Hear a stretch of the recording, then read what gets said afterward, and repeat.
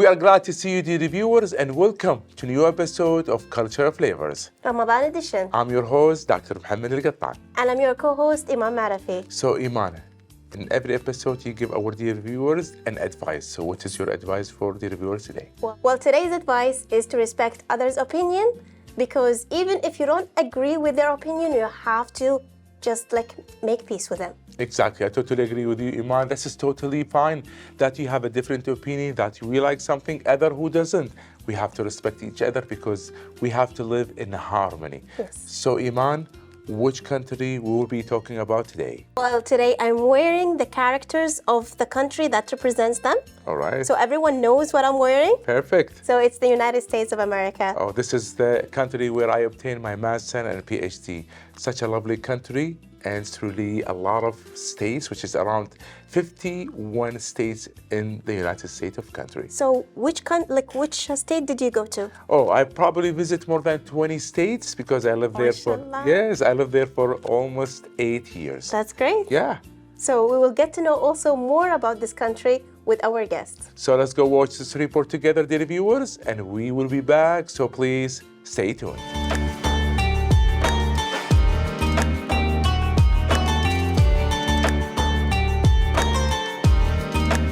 United States of America is a federal republic of 50 states, including the state of Alaska at the northwestern extreme of North America and the island state of Hawaii in the mid-Pacific Ocean, bounded on the north by Canada, on the east by the Atlantic Ocean, on the south by the Gulf of Mexico, and on the west by the Pacific Ocean.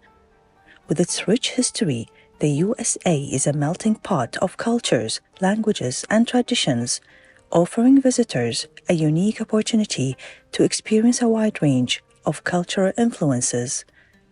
New York City to Los Angeles, Chicago to Miami, the USA's cities are vibrant hubs of culture, entertainment, and innovation, offering endless opportunities for exploration and adventure.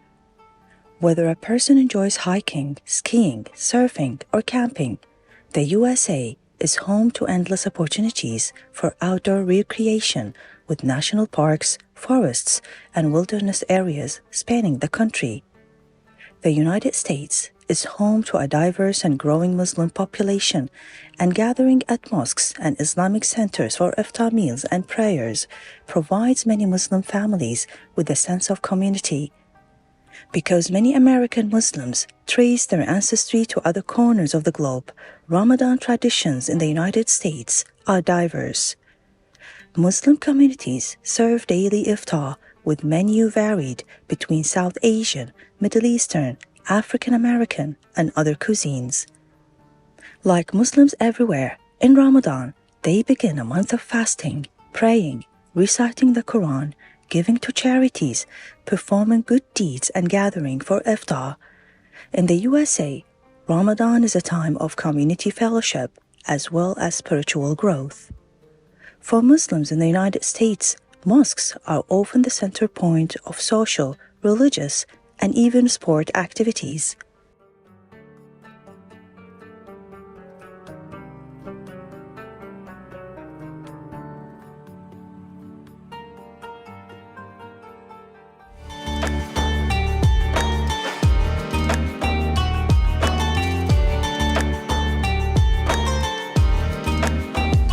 And we're back, dear viewers, and we have our lovely guest from the United States of America. Her name is Patty Am. Hi. Hi, how are you? I'm fine. How's everything with you? Very good. We're very honored to have you here. I'm excited and honored to be here. We are so glad to have you. So talking about the United States of America, especially during the holy month of Ramadan. Ramadan. Yes. Yeah, so Mrs. Patty, can you introduce yourself and what brought you here to Kuwait? Tell us about your background. My background, I came to Kuwait because I married a Kuwaiti. So we decided to come here and raise our family here after we finished our education in America. And I've been here almost 25 years. MashaAllah, Yeah. that's nice. Yeah. So where are you from exactly? Which state? California, Southern California. I'm from a small town called Marina Valley, but I did my education in Los Angeles. Nice. Yeah. So what did you study? Childhood behavior. Wow, that's very nice. Perfect. So we would like to know, why is your hometown is so unique? My hometown is so unique because it's so small. And in the beginning, we had either you were associated with the Air Force Base or you were associated with farms. Okay. So we had a very farm-to-table mentality. And we had, you know, silly little things like a tumbleweed contest or the biggest pumpkin. And it was a very small environment. Everybody knew each other, kind of like Kuwait. All right, that's cool. And that's why it was easy for me to blend in Kuwait. And yeah, then we started becoming a city, and now it's apparently a really big city with lots of factories and warehouses. It's growing up, huh? Yeah. Yeah. So how did you balance between your American identity into coming here to Kuwait with our different culture? Immersion. I just forced myself to do it because my degrees in childhood behavior, I knew the techniques and tools that I needed to infiltrate and get inside the culture. And, you know, I made a decision that I wanted to be part of the culture, that I wanted my kids to have a basis for identity, and I just threw myself out there. But was it difficult at the first time? Some things, not all things. Driving was difficult for me because I didn't know how to read the signs. Most of the signs are in Arabic, but in the newer areas only. The older areas, no, in English. So I had to learn. I had to learn quickly and learn directions and new freeways. Learn the names of cities that I know it has one meaning when I'm learning Arabic, like, you know, the official language, but in Kuwaiti it's a different meaning. It's been difficult sometimes. Yeah. But now I'm a pro. Yeah, that's interesting. Yeah, interesting. So talking about the United States of America, so a lot of students that go to abroad to study in the United States, so we have a really tight and strong relationship between Kuwait and the United States of America. Yes. Talking about cuisine, Yes. what are the most common cuisine that you have in the United States? Steak and mashed potatoes. All right. Marshmallows too. And marshmallows, yeah.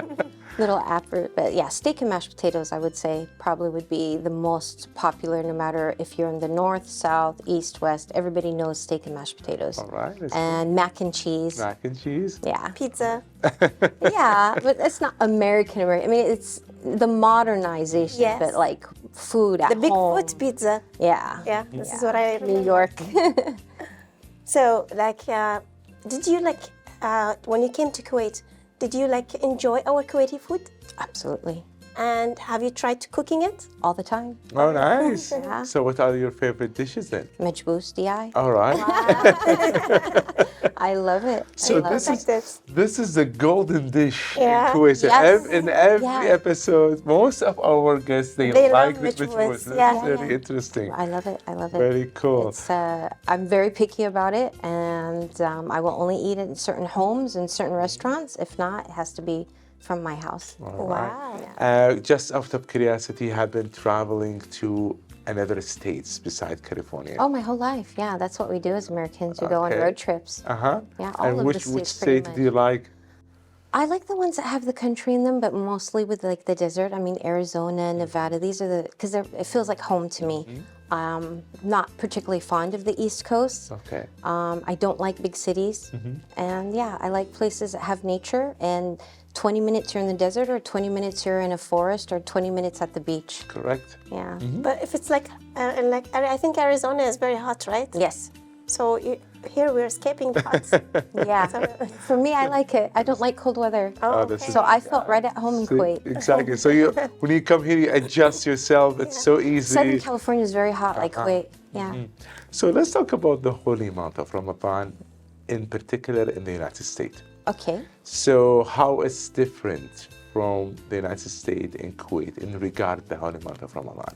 It's there, but you have to look for it. It's not everywhere, you know, versus Christmas or Halloween or something. So Thanksgiving, probably. yeah, it's there, but you have to be part of the community there. You have to look for it. Alhamdulillah, I was fortunate enough to be part of a community, but it's not like here where it's everywhere Exactly. and everything's related to it and revolves around the holy month. And yeah, it can get lonely because if you're working or you're a student Correct. and they're not going to be mindful of you have to break your fast or it's time for you to pray or that maybe you're tired and not, you know, on spot. So yeah, it can be difficult, but I think now within the last 2 decades, people have more understanding and they are curious about Islam and about Ramadan and what it's about. Like, Correct. how can you not eat Correct. all day long? Yeah. No water, no Yeah. food. But you do have like the Americans as Christians, they do have some kind of fasting. Yeah, but it's nothing compared to Ramadan. Oh, yeah. Yeah, it is. Yeah.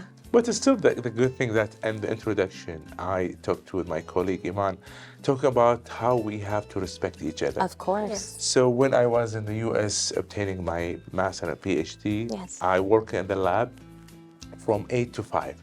And the good thing is that the PhD students over there, because I'm fasting, they didn't eat in front of me. That's so They sweet. didn't eat drink in front of me. That It's is really, so sweet. this is, yeah, this is, This is nice. really respect. Yeah. So we're still gonna talk more about food, but before we go deep into that, let's see what Eman she's gonna have for us today. Yeah. So Eman, Today's dish is sweets. Okay. So today I will do balalit, all right. So So- this is one of the, Kuwaiti dishes. and it's really common. To learn. Yeah. So what we have here is that we have the vermicelli. Today I'm using number 1. We have different kind of numbers. You can use 1 to 3. Doesn't matter. What's referred to? Because one of them is very thin, the other one is like a medium, the other one's like a little bit thicker. It's good to know. Yeah. Right. So, but you can like manage with those. Anyway, so we have sugar, so and oil for just a little bit of it, so the sugar will not stick to the bottom. We have saffron and rose water, Perfect. and we have the cardamom. This is for the vermicelli, the sharia. And then we will do the eggs on top of it. Actually, most of the Kuwaitis, I mean, all of the Kuwaitis, they eat this kind of the omelette on top of it, Correct. except for our house. How do you make it then? We eat it without. But you have eggs today. Yeah, I have. All right, good. For the viewers.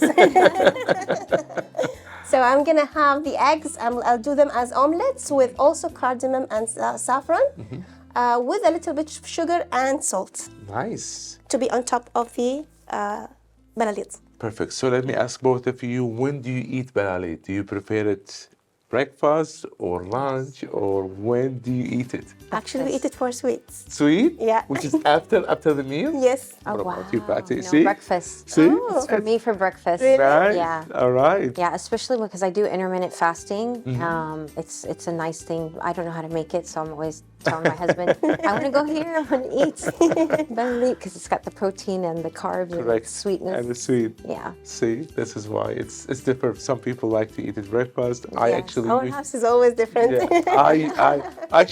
I usually eat it during the holy month of Ramadan. Yeah, it's a Yeah. nice Ramadan dish. No, I but agree. sometimes when we crave, we do it. Like, it doesn't have to be only for the month of Ramadan. Maybe if your family ate it with eggs, then they would eat it for breakfast. Correct. Maybe that's could what's be, the- yeah, could be.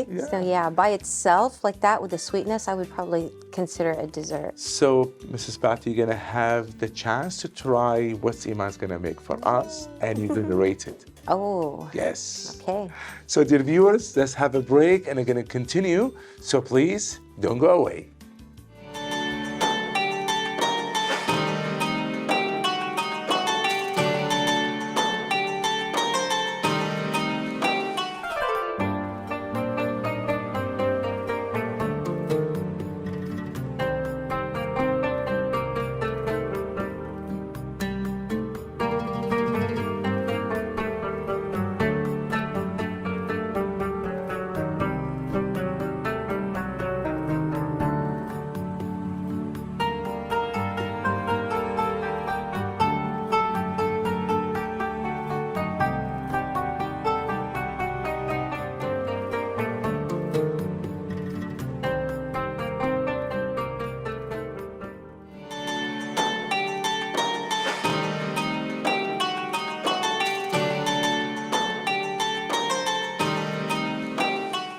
And we're back, dear viewers, talking about the United States of America with our esteemed guest today, Mrs. Patty. We have a really interesting and lovely conversation so far.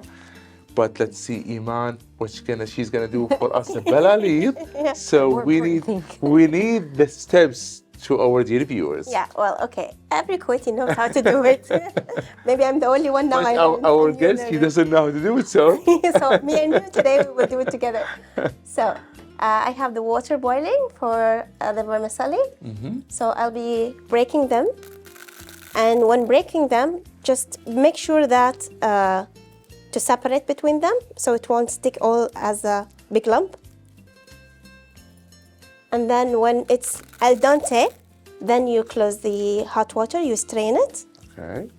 You strain the vermicelli from it. So and then we will do the rest. What happens if you just put it as a whole without breaking the... It will cook, but like the inside, it will not cook. Yeah. Okay, good. So you have to break it. Something good to know. Yeah. And then after we finish this one, we will do the sugar and the oil, and we will add the vermicelli to it. Okay. Now the vermicelli is flying away. So I added around like 5 pieces here, or maybe 6. So to that, after we will add only half cup of sugar. So if you're doing like 9, or you're doing like 10 or 8, Okay. 1 cup of sugar is okay. So this, how many people could eat all of that? So it's going to be sufficient for 2, 3 For people? servings? Yeah. Well, it depends on the person itself. Like if they eat a lot, it will be for like 3. Okay. If they eat a little bit, just as for like to enjoy it, I think it will serve for as the double. Perfect. So, Mrs. Patty, hopefully you are not in diet today. Okay.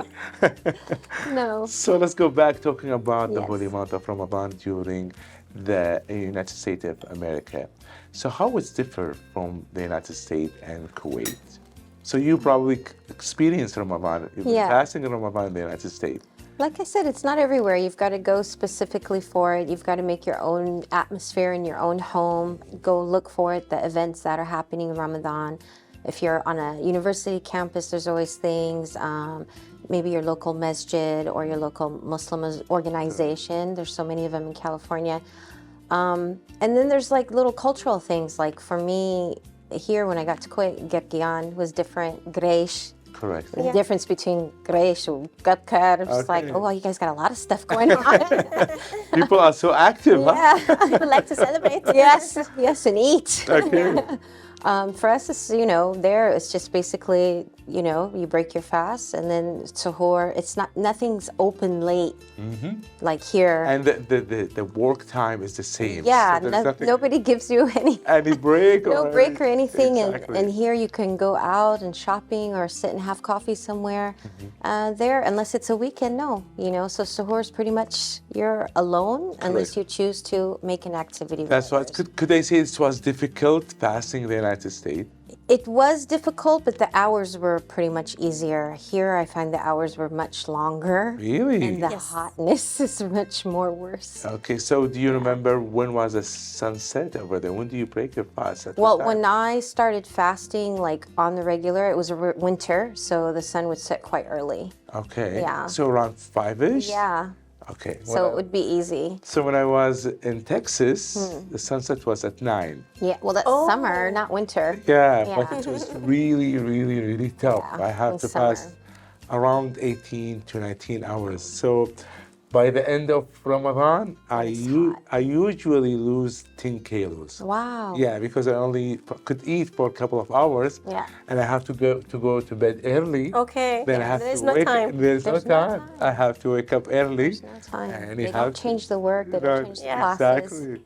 And it's all about working hard. And you can't be absent. No. Your kids have to go to school. Which is a challenge, I believe. I think it It is a challenge. I think it is. So how do you prepare yourself or your family for Ramadan? What are things that you could do for preparing for Ramadan? You start the whole month of Shaban. You try to. It's hard now. I have teenagers, but when they were young, to make sure they're going to bed earlier by half an hour, so it's not like a big shock. Okay. And then also try to limit the snacks that are available and just kind of get them used to it, get to Perfect. the rhythm, Perfect. and then try to wake them up a little bit Yeah, it's because just like- Ramadan's coming. Yeah. Kind of set it up.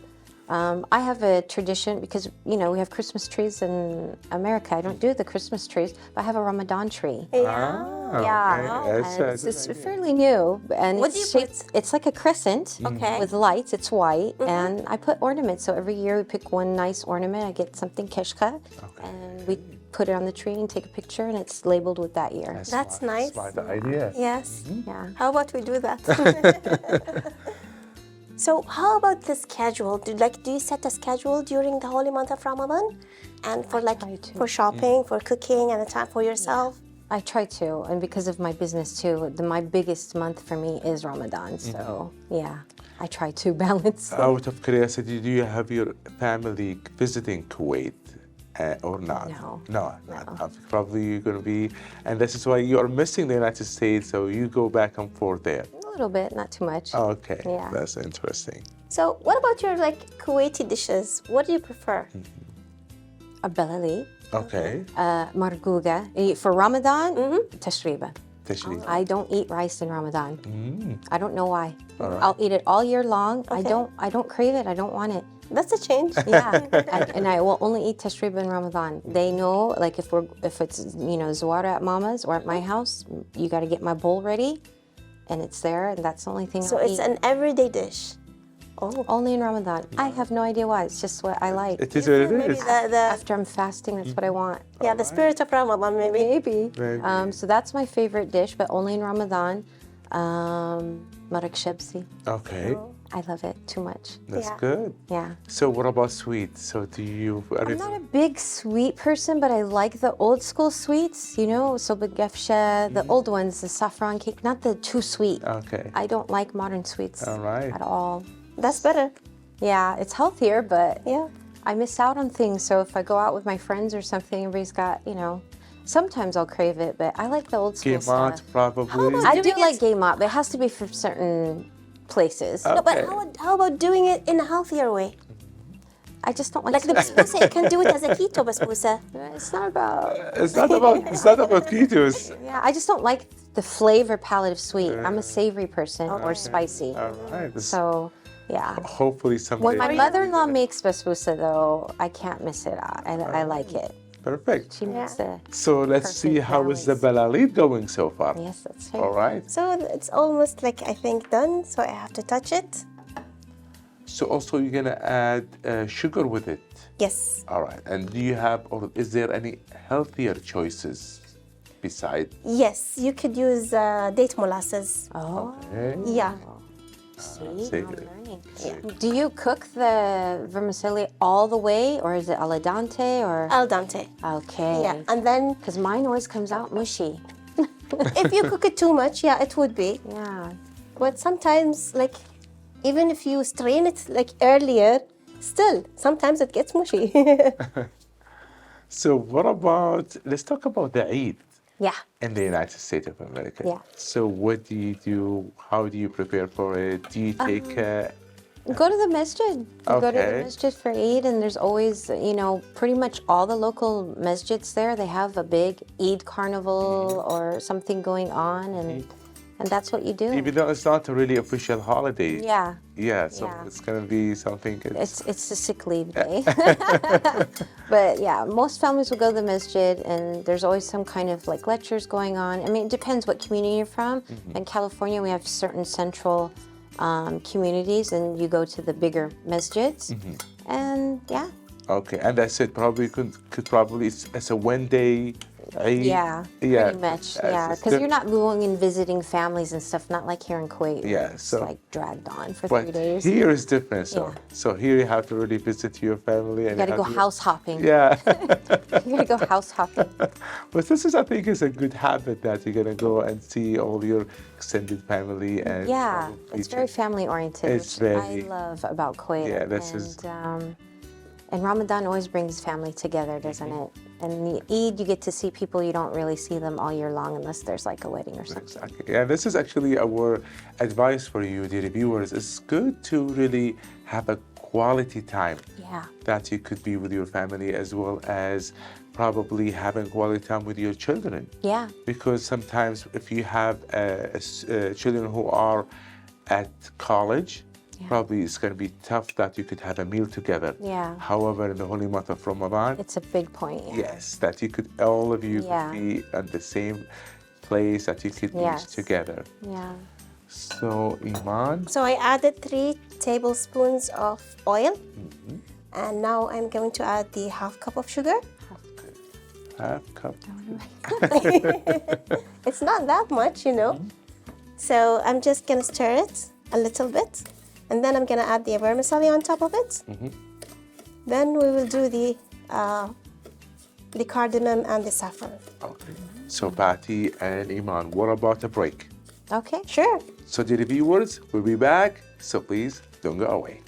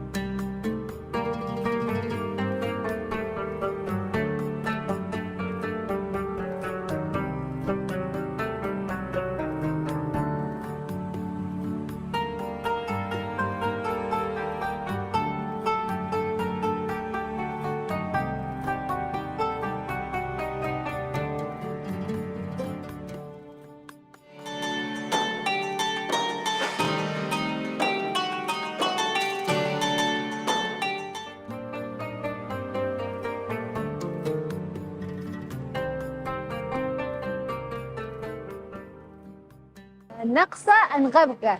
Those are the 2 phrases that you're going to hear throughout Ramadan in Kuwait. They are food related and very important to our culture. So follow me along as I teach you what they mean and why they're important.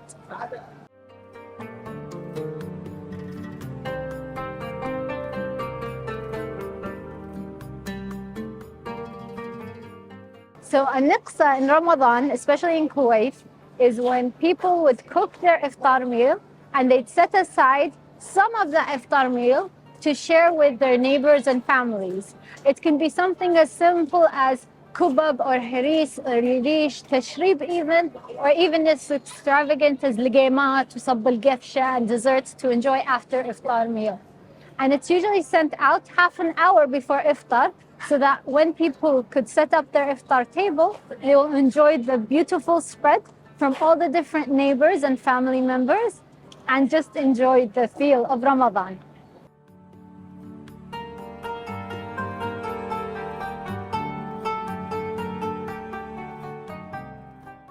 Ghabga, my favorite word during Ramadan, because it's a social event that happens throughout Ramadan, where it's like a late meal that you'll have after iftar and before suhoor.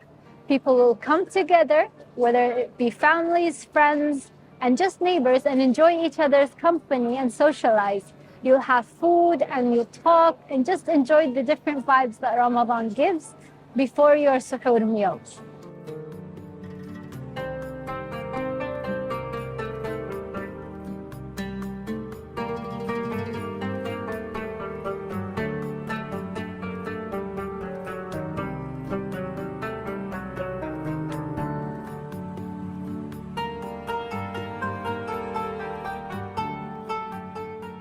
During Ghabgat, people will be dressed in their finest of clothes, whether it's beautiful, colorful dara'at or amazing crispy white dishdashat, and they'll just enjoy each other's company.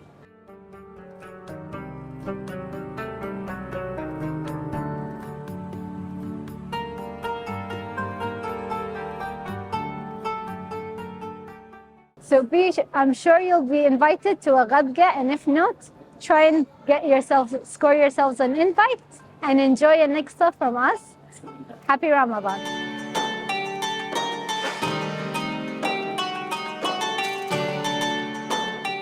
And we're back, dear viewers, back to our dish today for the balalit. I'm waiting for the balalit to be absorbed for the sugar and the cardamom and the saffron. Perfect. I already have done one. All right. We did the eggs, and they're ready to be served. Perfect. Yeah. So we're going to continue our conversation, Yeah. Patty. We would like to know about the American community here in Kuwait. Do you get together, especially during the holy month of Ramadan? What are your activities? Yes, we do. There's different pockets of communities depending if where they're from in the United States and depending what generation came. All right. But we pretty much all know each other. Perfect. And there's always a set of activities that they do weekly. There's always somebody that has iftar at their house, or they're doing a gabka. There's a few ladies that are known for having always the second or third Eid at their house, and we all get together and we do a potluck. Okay. So she doesn't have to cook. All of us bring one dish. I'm one of the ladies that I'm a regular in the community where they come to my house for iftar. So you host them. Yes. So I'm always the first Thursday of Ramadan, and it's a bunch of American ladies. Not just American, actually. It's actually Mix. it's a mix of a bunch of ladies, but all of us are foreigners that are married to Kuwaitis. That's very cool. And yeah, I do games. We do games like a Ramadan crossword or something like that, Ramadan bingo. So we try to put the two cultures together so that we can enjoy the activities that we like. And do you serve Kuwaiti foods or? For my iftar, I always do a theme. So right. sometimes it'll be a theme Kuwaiti, like Ramadan theme or international theme. And I'll print the little flags, and you have to pick up the flag and put it in your dish. Okay. And yeah, Do you tell them to wear the rao when they come? Yes, always. Oh, that's cool. Yeah. Perfect. Just out of curiosity, who taught you how to cook Kuwaiti dishes? My mother-in-law. Oh, that's Yeah, nice. I spent my first summer here. I spent all summer with her learning. So every She's a day good you cook. sit with her in the kitchen. My husband in America used to tell me, I always tell this story because I think it's so funny, because I'm a really good cook. All right. I take pride in that. Okay. And my husband like, my mom cooks. And I'm just like, every guy says his mom cooks. So in the Everyone end, loves his mom's cooking. yeah, and I'm just like, she probably doesn't cook because I know how to cook. My father was a hobby chef, and so was my mother. So cooking was our sanctuary. And I was like, yeah, whatever, sure. And then when I got to Kuwait, that summer, I gained straight 5 kilos. Oh, wow. 10 pounds. Wow. She was just feeding and cooking. And mashallah, how we would sit and watch cooking shows, even if I would watch. There was no Showtime back then, still Correct. didn't come. Yeah. So I would watch KTV too. And anything would cook. And mashallah, how every time she just watches one time the show, and if she doesn't understand an ingredient, she'll ask me, what is that? And I'll tell her, and okay. She's like, tomorrow we're making it. Okay. Mashallah. Yeah. That's cool. So I learned my cooking from her, and I'm very grateful for that. Perfect. Still not as nice as hers, though. Nice. Oh. No. So, dear viewers, during the break, I was talking with Patty, and she said that she's a nutritional coach. Yeah. And probably she has a lot of advices for you, dear viewers, especially during the holy month of Ramadan. Yeah. So how did you get into this field? I got into the field because I was diagnosed 10 years ago with an autoimmune disease. And I made the connections to food and wellness. Okay. So it was on my journey that I wanted to heal myself. I was taking over 20 different kinds of medicines in the, plastic box. Okay. And I just said enough is enough. I started studying prophetic medicine, Ayurveda, Chinese medicine, my cultural stuff, and I just said, yeah, I noticed there was patterns in my life when I went to I came from a small town. So like I said before, it was farm to table. Correct. And I was healthy. Yeah. When I got to Los Angeles, and they were a university student, and I was working. There was no time for cooking. No time for cooking, fast food, Yeah. not Yeah. the best ingredients. Not a lot of time to exercise. And high cortisol, stressed Yeah. out. Even in the and supermarkets, when you look at the ingredients itself in the packaging, they're so expensive. and For you a see student. that it's not Yeah. healthy also. Yeah, and I was really sick during my university years. Oh. And then I got better, and then I came to Kuwait, and everything was fine. Then I started having my kids, and I was doing my master's, and I was working. I got sick again. And that was like, what is the thing? First, I figured out stress was part of it. Correct. And then I figured out, okay, when I eat right, and then all of my family was sick. My husband, my kids, we were all sick. You know, it's always like Neshla, Correct. fever, Correct. virus. More like, often. No immunity, Yeah. you know? And I made the connection to food. So I really got deep into food because I love food anyways. I've always been a cook. And I just learned, and then I decided to go and study more and get a certificate in it. Smart. Yeah, I love it. I love it. So what are the really valuable advices for us? Especially for Ramadan. For Ramadan. For Ramadan, because Yeah. people always take Ramadan as like, let's take a break, we gain all the weight we want, eat all we want. Yeah. I actually advise all my clients that Ramadan is the best time to establish new habits. You're doing any habit you want to establish, inshallah a good one, it takes about 30 days, right, to establish a good habit. Correct. So if you're already fasting, your niyyah is safi, your intention is good, you're already like, I'm going to do this, I'm going to pray, I'm going to fast, I'm going to get all my stuff done, then that's a time to pick out what, you know, like we have the New Year's resolution. I call them my Ramadan resolutions. Perfect. So you've got to pick what you want to change about your lifestyle and start it in Ramadan, not in January. All right. Yeah, and that will guarantee success. As far as food and nutrition, What to avoid? what to avoid sweets, honestly. Sweets and sitting. And we eat a lot of sweet. Yeah. Yes. But it's worse now than it was 25 years I ago. absolutely agree. Because we have a sweet tooth. We But the quality of the sweet. honestly. Yeah. We have, we have. It comes with the trends, right? So we have trends happening in Kuwait. The most important, so like let's say you want to break your fast. Correct. And a lot of people say, no, don't do it with the dates. I'm like, we're told to do it, let's do it. You know, don't get all scientific about it. Correct. Because it has the fibers, it has a bunch of minerals and Minerals. vitamins that you need, and you're not supposed to eat the whole package. It's a few, right? Not even a few, one or two, that's it. Yes. And your water. So this is a really good way. And then after that, so let's say you have your plate or your sanaya, if you're gonna, eat communal. Right. You start off, if you don't want to get the glucose spike, you start off with what is considered your fibers first. Okay. Right? So your Salads. salad. So just like, if you're in a fancy restaurant, 5-course meal, they give you your soup and salad. Correct. That's the way you're supposed to eat. Yes. At a biochemistry level, right? Nutritional level. You start off with your salad, so you do a salad, then you do your proteins, and then you do your carbs. Yeah.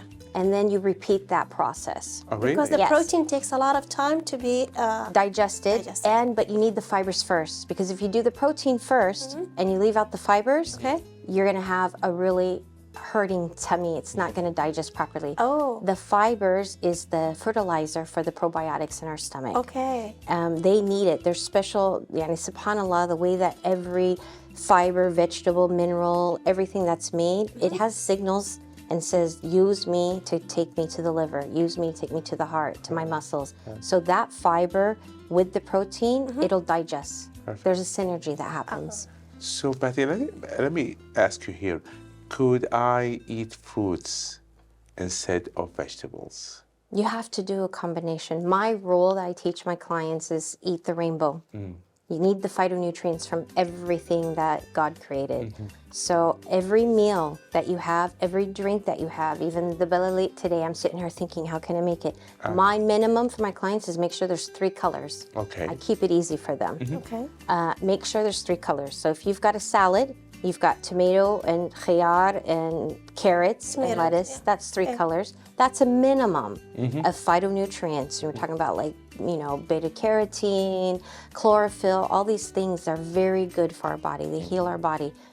But if you really want to make it wow, then go to 5. If you really want to consider it a superfood, make it 7 colors. Okay. Yeah, so that's my number 1 rule. So you can do that in Ramadan. So even if you're serving rice, add some nuts, add some zareshk, add some, Yeah. You got to add colors to it. You got to add colors and it'll be healthy. Okay, so let's see how is Eman doing? I'll be serving now. Oh, perfect. Is it time for Yeah. serving? Yes. Yeah, it is. Perfect. So I added the egg on top of the belalit here to be warm. All right. Yeah, so Now I know how to make it, so I'm happy. I'm really excited to go home and try. Yeah. Yeah, you should. So let's talk more about nutrition. So let's say, how many meals should I consume during the holy month of Ramadan in each day? Do I have to divide it by meals into smaller meals? Do you think iftar and suhoor? Every person has their own thing, and you know, it's going to change. So when you're fasting, you're going to get into what we call autophagy, which is you're letting go of sick protein cells. And that usually happens after the 15th day of fasting. So your needs, your body, if you're listening to your body, I do what's called, you know, it's nutrition, but it's intuitive nutrition. Okay. You listen to your body. You know what your body needs. The first week, your body's trying to figure out, where do I get my energy from? Because you used to feed me, and now you're not feeding me. Perfect. So you want to take advantage of that. You got to listen to the signals of your body. So the first week you might be hungry and you want to eat, like you feel this pressure. I only have this amount of time to eat. I'm going to use it and eat. Give into it. Okay. Give into it. Eating healthy and having a healthy lifestyle should not be stressful. It should be adding. If it's not bringing something to the table, then you're doing something wrong. All right. So yeah, then if like the second week you're used to not drinking so much water. Correct. I'm just going to ask about hydration.